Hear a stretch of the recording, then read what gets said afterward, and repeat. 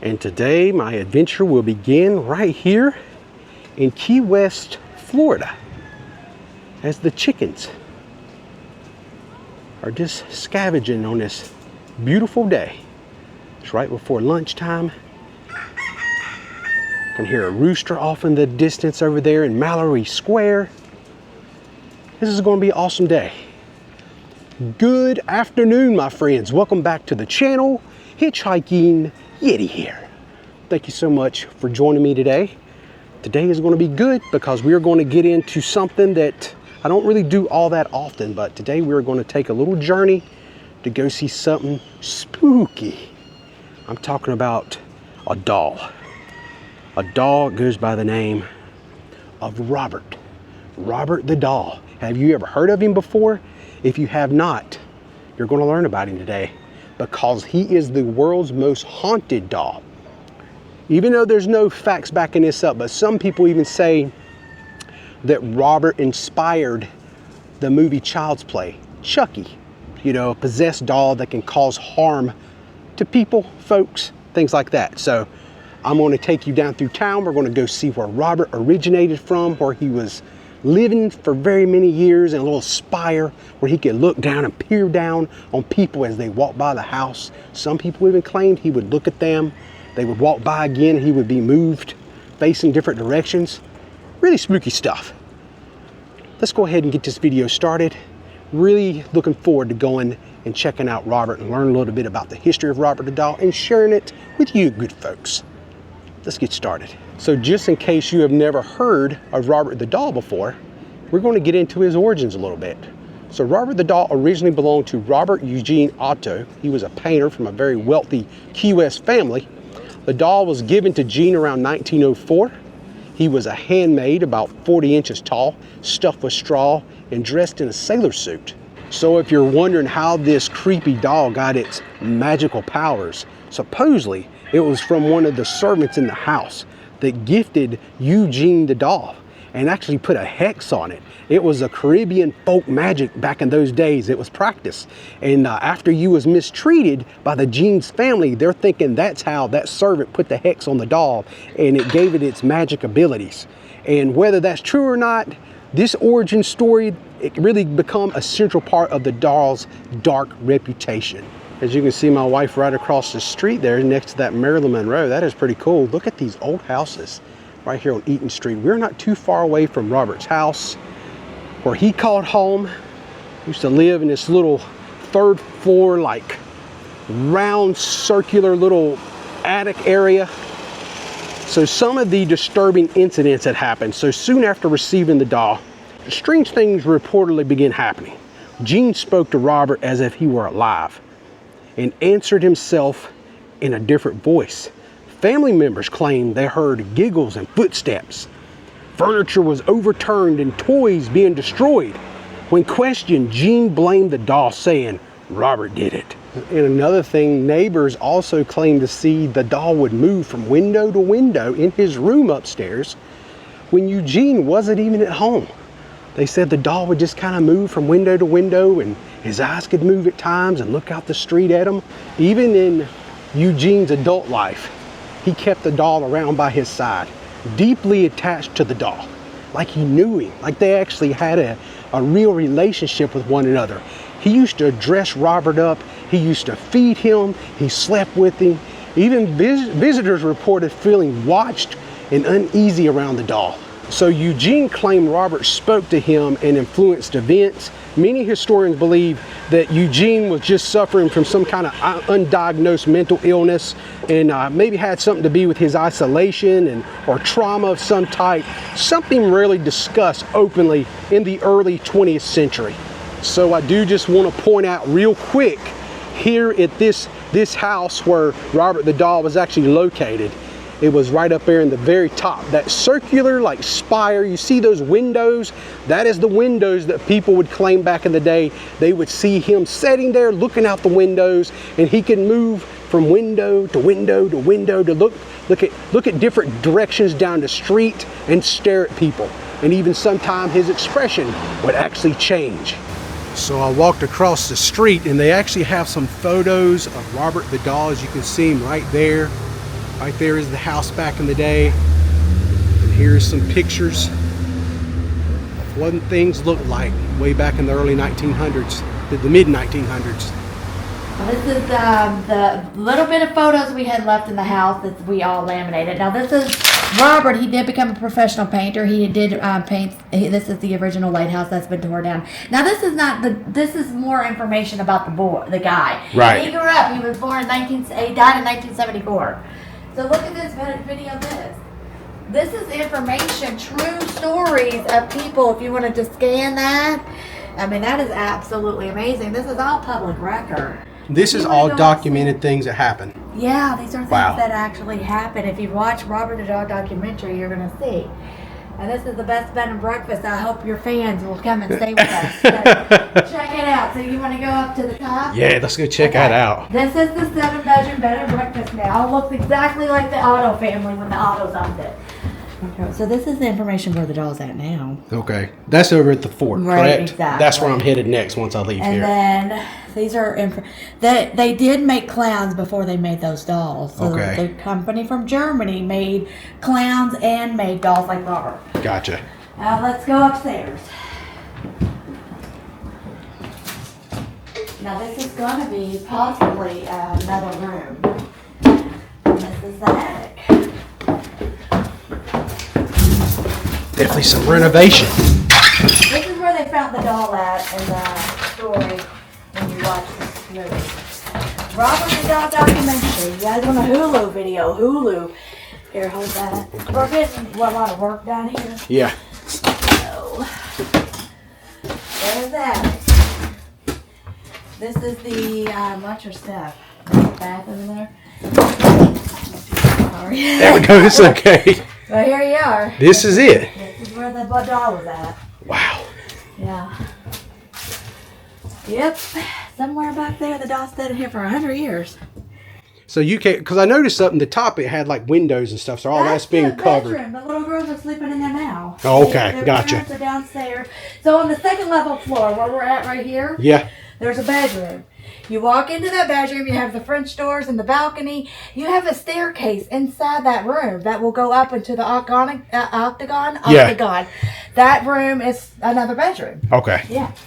Okay, so that was really nice. I actually was able to enter it's like a bed and breakfast now. It's not just a house anymore.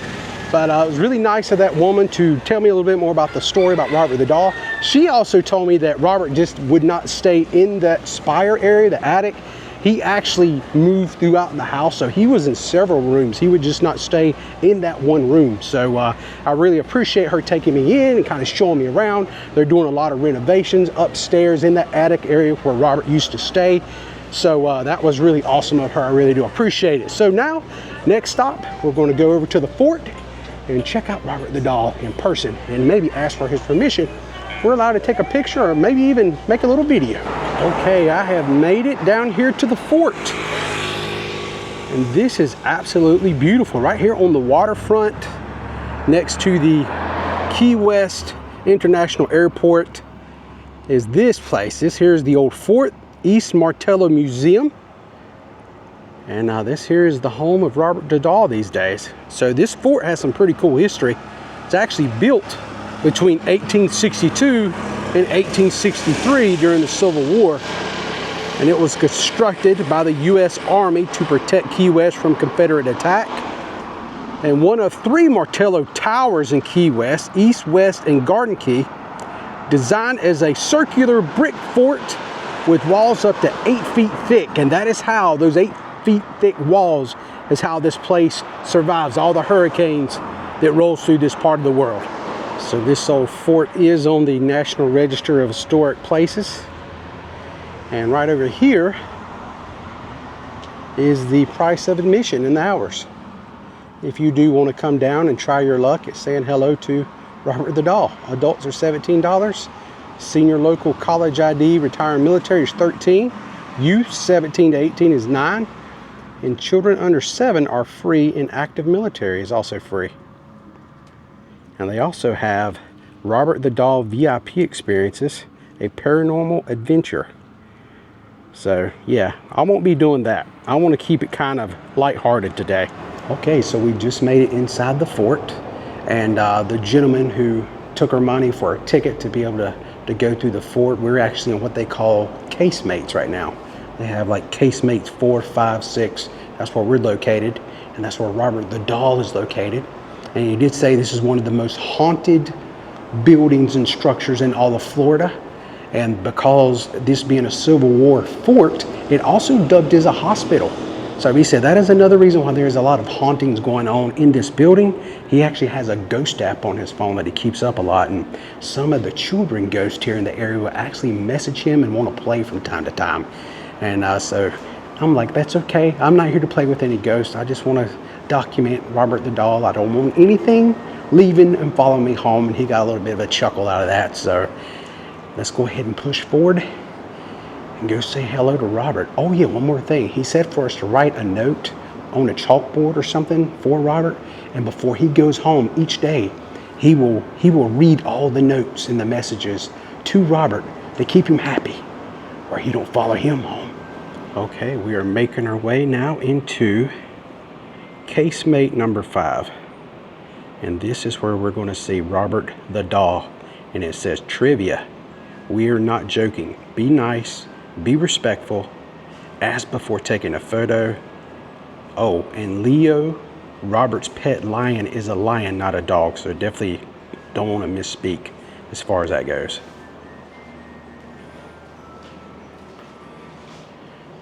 So I have already went in here and asked ahead of time to show Robert and his pet lion. And right there is Robert the Doll and his pet lion, Leo. And they have some notes in here. This was actually from President George W. Bush. Happy 101st birthday. It says, Laura and I send our best wishes on this a joyous occasion. And I think on the other side, you have one from the governor. Right there's Jeb Bush, his letter. He actually sent it on October 23rd, 2005.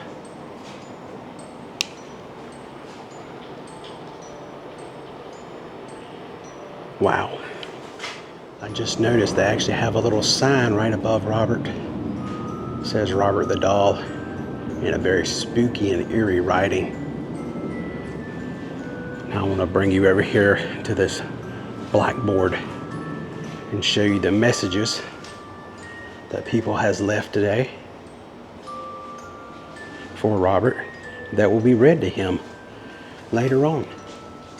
And right there's mine. Thank you for the photo, my friend.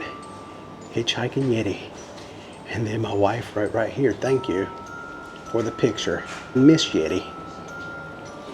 Check this out. This is pretty interesting. This right here is an old raft. Look at that. And it actually says this raft was found 10 miles south of Key West in 1969. The only remains found on board were the identification papers of 3 men who had been on the raft. Their names were never released, and it is not known if they ever made it to shore. They wrote that. That is unbelievable. All right, now we have made it outside. I'm here in the interior part of the fort. I just wanted to notice that cannon over there. It's like a shark fin on it. That's pretty cool. But now we're going to make our way up there, up top. See what kind of view we have from the tower section of the fort. So I'm gonna head up these steps, go inside, and make our way up to the top. All right, I just made it inside, and we have some interesting characters in here. This is a little creepy. I mean, I think these things are more creepy than the doll, if I might say so myself. I mean, look at that.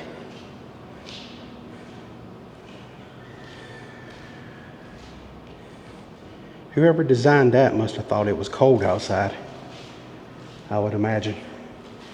She looks a pretty nipply. Okay, so right here in the center of the room, you will find a spiraling staircase. This there should take us up onto the roof. Yeah. Feel the heat.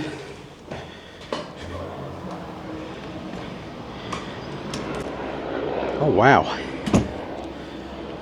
How cool is this?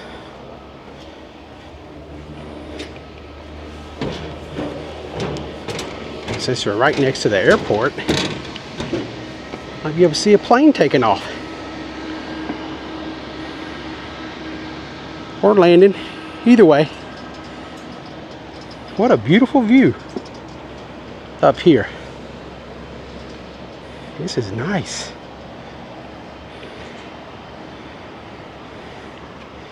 Good bird's eye view of the water.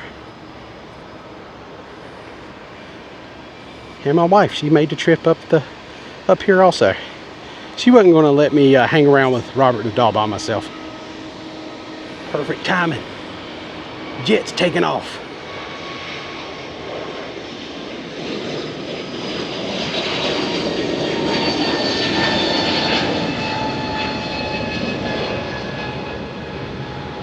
There they go. Home sweet home from somebody. Okay, now I've made my way all the way down into the basement on these same steps that took us up to the roof. And this is the original iron spiral staircase leading up to the roof. So these have not been remanufactured in any way. They're just as old as the fort is. And they definitely look at it, because look at how that's kind of rusted out right there. Okay, so my wife wanted to make one more trip back in here to see Robert, and she wanted to plead with him to please just stay here and not follow us home. So keep everything nice and on the up and up. You know, that's the smart thing to do. Okay, so really quick before we leave the property, just want to show you some of the merchandise they have here for Robert the dog. Obviously they have like some t-shirts, some hats. Kind of check these hats out right here. It's pretty awesome. Very spooky. You can get you a Ouija board here if you want to contact Robert. They got some lunch boxes. And then right over here you can take a Robert the doll home with you. At least a version of him. I ought to buy one of these for somebody and gift it to them for their birthday. That might be kind of too much, right? These are $39.99, by the way. And it even comes with Leo the lion with it. That is pretty cool. Okay, I made my way back outside of the East Martello Museum.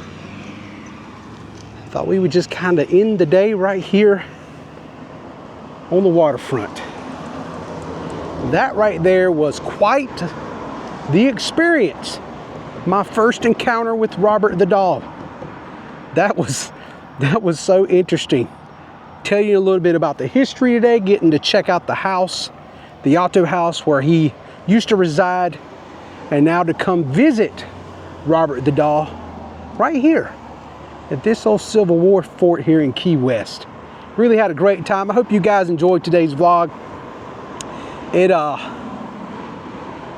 I cannot describe to you what it feels like being in there in front of that doll with him being behind that glass case, you know, because everyone in there, even though you know they don't believe, but everyone believes a little bit because they're very quiet, very respectful, and almost timid. I was just watching somebody in there now after we went in there and said bye to Robert, and I asked him please not to follow us home and etc. But there was other people in there was almost nervously walking around the glass case, didn't want to get too close. And when somebody would kind of, I seen a girl bump into a guy. They knew each other, but not on purpose, but they kind of collided, and the dude about lost his mind. He was like, I mean, he done thought Robert grabbed him through that glass case. So freaking hilarious, so funny. But all that being said, that is going to wrap it up for me today. I hope you had a good time with the video. I had a wonderful time making it as always. Until next time, friends, I am the Hitchhiking Yeti, and I will see you in my next adventure. And hopefully everything goes good on my travels back to North Carolina. I did what I was supposed to do with Robert. I asked permission. I said bye to him. I left him a very sweet, kind message on the chalkboard. So good vibes moving forward. And that's the way we will end it. One last shot of the beautiful waterfront here.